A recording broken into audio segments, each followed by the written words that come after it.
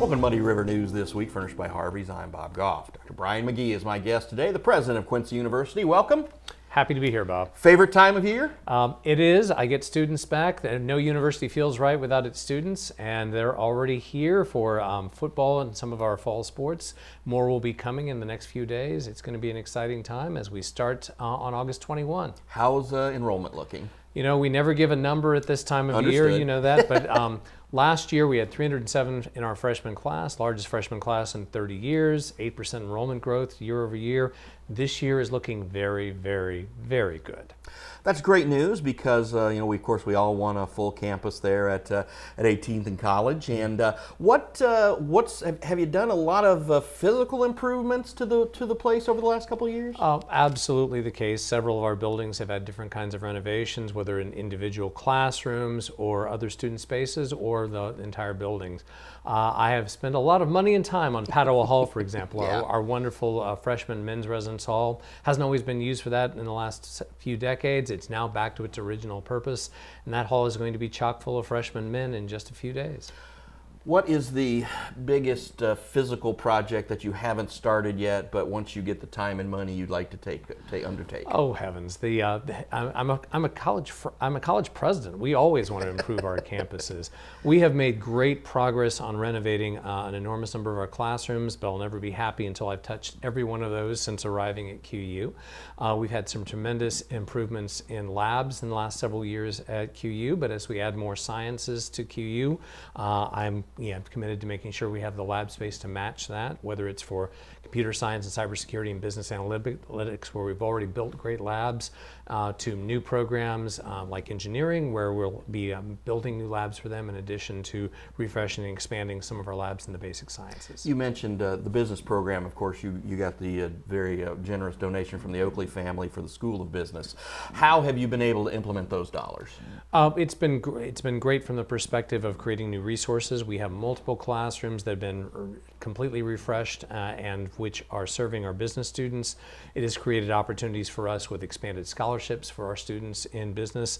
There are a whole lot of young men and women walking around right now at QU and more in the next few days who are recipients of Oakley scholarships, and that transforms their ability to come to QU and to graduate and move on to the lives that they dream of. So those are just two of the things we're doing, in addition to faculty enrichment and trying to make sure that faculty have the resources they need to stay current in their field. And it's a very different look and feel in the School of Business today, thanks to the Oakley School naming.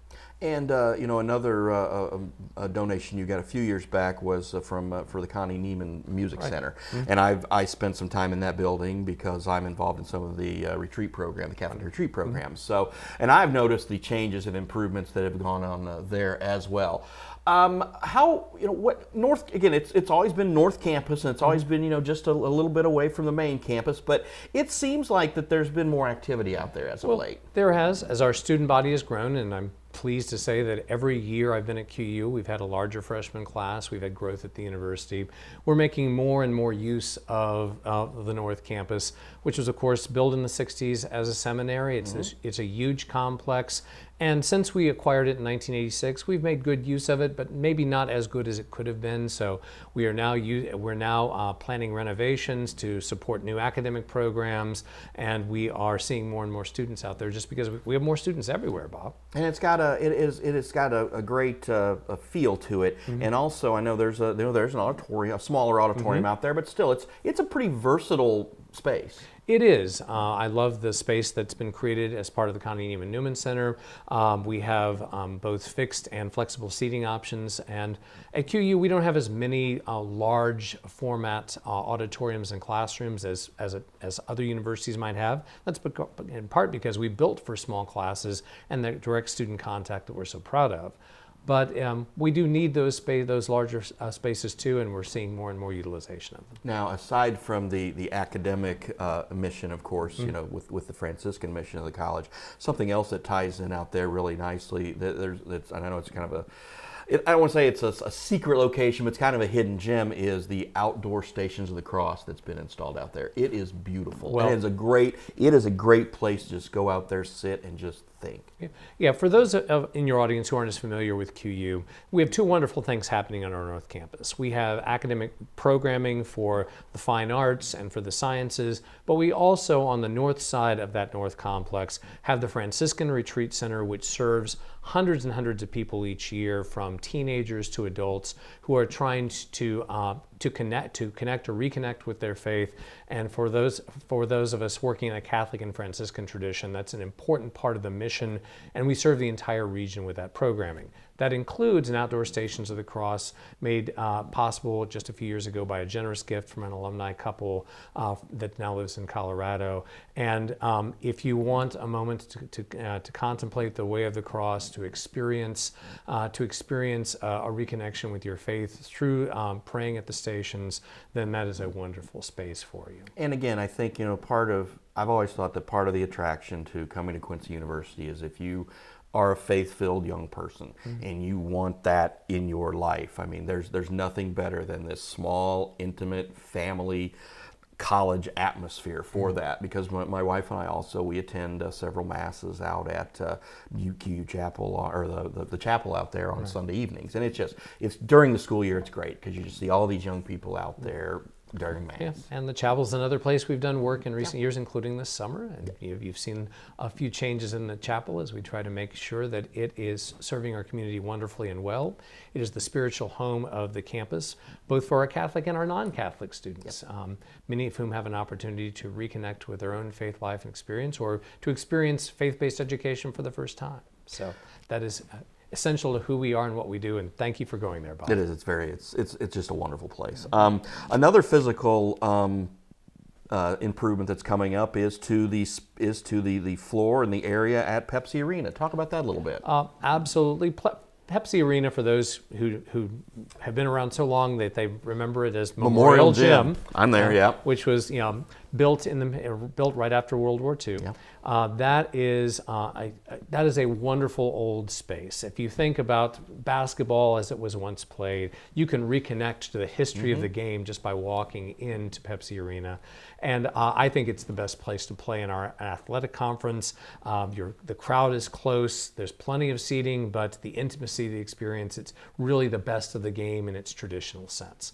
But that's a space that needs some freshening as well, so we're making some changes there as well. There'll be some new paint, there'll be some new color schemes. It's just a space that's due for a little bit of work, and we're happy to make it. There's going to be an extension of the floor. That is in the plans. The floor complies with what we need to comply with, but we'd like it to be a little longer, and that would bring us into the modern era on that front. We'll lose a little seating, but it's worth it. We've got the seating we need, and it will create a better player experience, and I think a better fan experience as well. I think so, because and again, I know a lot of fans have sat on those ends for a long time, but I've also thought, you can, if you get one of those big kids barreling down on you, that also could be it's a little bit of a risk. So, but if you're off to the side, and I know some of the plans that have been talked about have been the extensions on the side, I think that'll be great. I mean, again, there's not a bad seat in the house, really. There really isn't, and I've experienced a lot of them over time. It's funny, I have a box that's marked for me. I've never sat in that box for more than 5 minutes. I'm all over that arena, and I love every seat. Well, back a long time ago, when it was Memorial Gym, even before the renovations that converted to Pepsi Arena, and when I broadcast a few games there, I would broadcast from the Crow's Nest, and I loved that. I loved I think the guys that do the games for GEM, they do a great job, but I've never been a guy who has liked to sit on the floor. When I do a game, I want to sit in the Crow's Nest so I can kind of see how the offense is flowing and how the defense is collapsing and changing. But again, those guys do a great job there, and it's that's where they sit. That's fine. But again, but that renovation of Pepsi Arena was a long time ago. It was, and one of the great things that the Franciscans have done, and that I'm trying to continue to do in their honor, and also because it's the right choice, is to recognize we have these beautiful buildings. in every era, the buildings that have been added to the institution, I think, have really enriched its character. And we have embraced in our own facility strategic plan the notion of adaptive reuse. And that's a term architects know, maybe ordinary people don't. The notion is that we try not to rip something down the moment we've got a new purpose for it. We try to make it work for the next purpose and the purpose after that. So our residence halls are wonderful and historic, our academic facilities, our athletic facilities in many cases, but we keep trying to adapt and modernize them without losing their essential character. I think we've done that beautifully with Pepsi Arena. We've done it with our residence halls. We've certainly done it with Francis Hall, which has been renovated so many times you'd lose track if you tried to count. Very true. Including the major renovation in the 90s that changed out a lot of the hard structure of the building. But we are cherishing these buildings as assets. We have the best and largest collection of mid-century modern architecture in Quincy at QU. And that architecture is a little maligned by some people, but I think our examples of it are quite beautiful, and they're part of the character and the special gift that is Quincy University. And again, the mid-mod stuff around town. Again, I think that's how I remember Quincy, because when I was coming over here in the early to mid '70s as a child, that's I remember. So it's like I kind of appreciate the retro feel and the throwback. But again, I know you want newness and you want to clean and spit and polish some stuff, but still, I appreciate the history of that. I appreciate the beautiful old exterior Francis Hall as well, and I think people can enjoy both. Well, but we've also been able to make nice additions over time, whether that's adding the Student Living Center, our newest residence hall several years ago before I arrived, or even the small features that really just change the character of the campus a little. The wonderful four-sided street clock named in honor of my predecessor, Phil Conover. That's become one of the signature spaces on campus, and you see students taking pictures in front of it all the time in graduation, just as they do in front of the wonderful statues of St. Francis. Absolutely. I know you talk about the students coming, the faculty there as well. How are you staffed up going into the year? Every employer you talk to, Bob, I know says the same thing. It's we hard need to people. hire. We need people. And we're no exception at QU. Of course, some of the people we recruit come from literally around the world. We have faculty from all over the planet at QU, and they enrich the student experience. But we recruit all year for those faculty. I was interviewing faculty from multiple other states just the last week because of late resignations and having to fill new positions. And but by and large, we're set there.